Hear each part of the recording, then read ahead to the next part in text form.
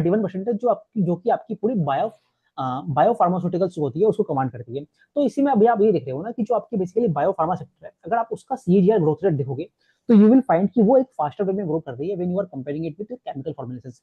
इसी का रिजल्ट आपको ये दिखता है कि ऑल्दो आपकी जो पूरी टाइम है लगभग वो 5% पे ग्रो कर रही है, वहीं जब आप बायो फार्मास को देखोगे ना तो वो लगभग 8, 9 या 10% के आसपास ग्रो कर रहा है।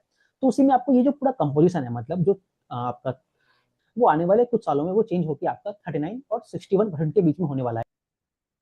यहीं पे हमें एक और वैरायटी ऑफ ड्रग्स के बारे में जानना जरूरी है, क्योंकि ये आपके पूरे जो बिजनेस है उसके नाम से रिलेटेड है, उसके बिजनेस सेगमेंट से रिलेटेड है।